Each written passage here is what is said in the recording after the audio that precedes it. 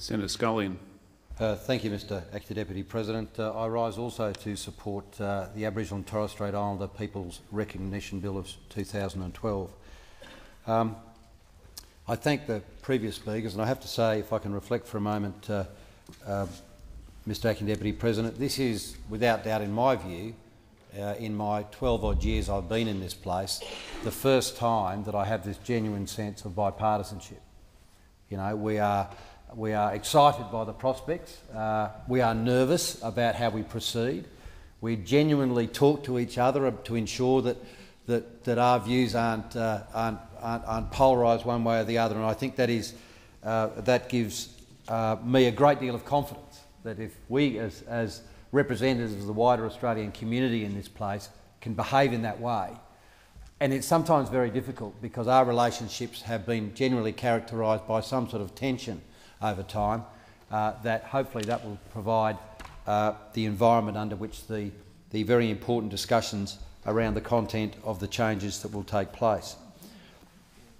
I'm also excited by the fact that this bill is in fact a genesis. This is a genesis of a stream of debates that is not only about the outcome in the Constitution, a change in the Constitution.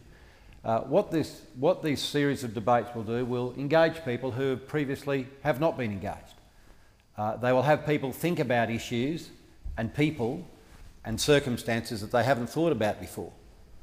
Now, necessarily, constitutional change is a very complex issue, and I invariably leave it to those people who are generally more focused on those matters than I, and probably more equipped to deal with those matters than I.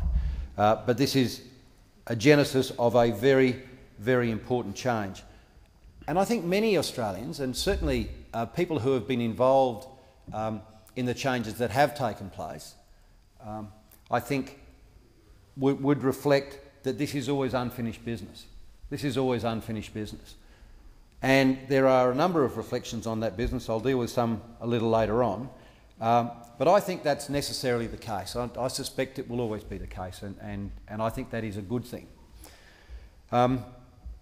We have had several steps. We've had the previous Prime Minister, this is in my time here, Kevin Rudd, with the apology.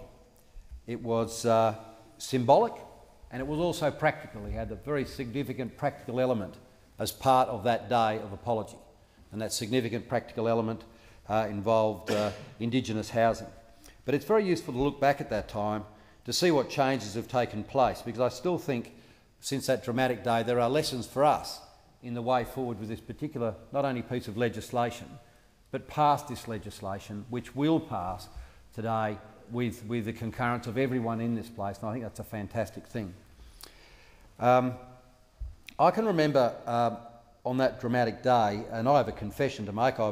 Those people who know me well and Indigenous Australia, I've spoken to them a lot, and I've said this in public before, but I have to say I was one of those that didn't really think the apology would matter.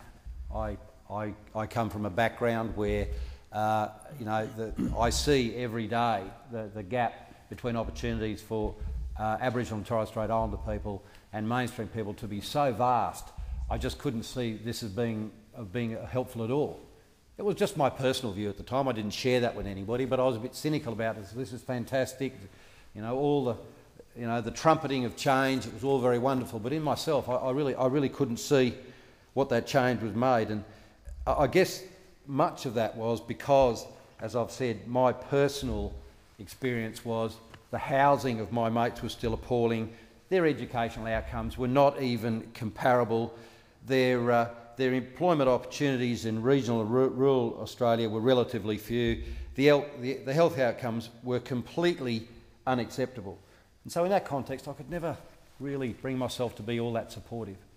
But it was on the day and the days that followed where I was able to be amongst my Aboriginal friends, and some of them had shared some of their cynicism with me in the same context, and how wrong we all were.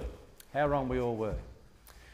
The changes to the way that Aboriginal people as individuals and the communities saw themselves after that apology was extraordinary.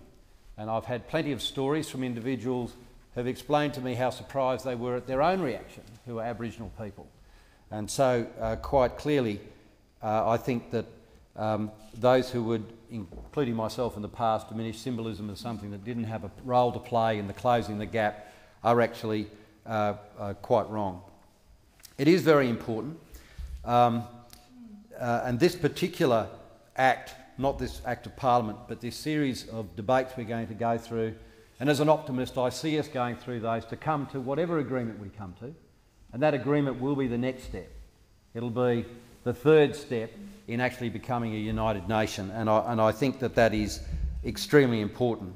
It will follow from the 1960 referendum, I think, which was so significant, the apology, which had complete bipartisan support, and now constitutional recognition, I think, will be just so important. I think it is important to note, though, in the shadow of the apology, and I've in this place, I've beaten up those around me and all those who will listen about Indigenous housing, and I think the government of the day would acknowledge that they haven't done as well as they could have done, and those failures are characteristic across parliaments, across time. None of us have done particularly well. I don't think any of us would beat our chest and say how well we've done. But it is really, one of the lessons was that in the shadow of the apology, we made some commitments that we should have kept a better eye on as Australians. It was only part of the discussion. It was over here, we've got the economy, we've got all these other things going. And so on this, we have a great opportunity as Australians to make the same commitment to these practical outcomes as we've made to this symbolic recognition. And I think that there is a practical element to this symbolism of this, not only of today, but of this process as we move forward. And this symbolism is a very practical way to send a very clear message to those in this nation who I would describe as racist. Say, I was very lucky. I was brought up in a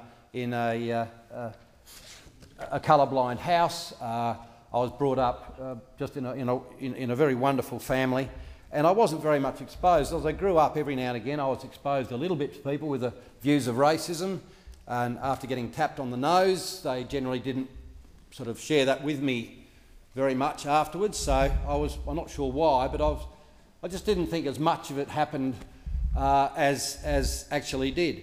But if we send a clear signal as a nation, that this behaviour is unacceptable because you're on your own, because as a racist and somebody who shows intolerance and bigotry, you are on your own, mate, I think it's a pretty practical signal and a fantastic signal to send. Because sadly, that signal does need to be sent. And as I was speaking to some people in Central Australia, and we were having a discussion about racism and about education and about the light. You know, when you're in the desert, you pick up any rock in the desert, and I can tell you it's full of night creatures, and they all look at you and go, ah, and they scuttle off. And I think education and the debates of this nature will throw lights on those scuttling insects, and hopefully we'll see far less of them in our community, and our children will have to put up with far less of them, and I think that's a very fantastic and very practical outcome. I would like to acknowledge the expert panel, Pat Dodson, Mark Liebler and all the others who were involved in it. I know and I'm commending you not because you were there, and we commend people, I don't often do it, but I understand and recognise what a difficult subject this was, the spectrum of views and the opportunities to introduce such a spectrum of initiatives that would fit into that. Now, Senator Siewert touched on issues like the treaty, sovereignty, and I have to say, as individuals of the expert panel and collectively as a panel, the fact that they have said, look, these are our views, we've come to a consensus view, but we are all united behind a set of words and changes of the Constitution that the Australian people will support, gives me great hope that this Act today will lead to substantive and real change in our Constitution, which will make a real difference to how Australians feel. I talked earlier about this is an endless story. There are those who in frank discussion have said, well, there'll never be happy night. And we have those discussions with the Greens, about the Greens as well. They're rapacious, they will just take everything you can give them, they will never be satisfied. And I've said, because they're important debates to have. These aren't with racists, they're people who perhaps haven't had the same exposure in life as some others. But they are such important discussions to have because I was able to say, well, that's a natural thing. We will have this conversation endlessly into time. And for those who say, well, I've missed my opportunity for this particular change, the opportunities are endless. And there will be endless opportunities for change. And this debate itself will be the thing that really changes our Australian psyche. And this is an opportunity for Australia's changes in their public view. We can gather and corral those changes in our view and to reflect those changes in our Constitution. I commend the bill to the House.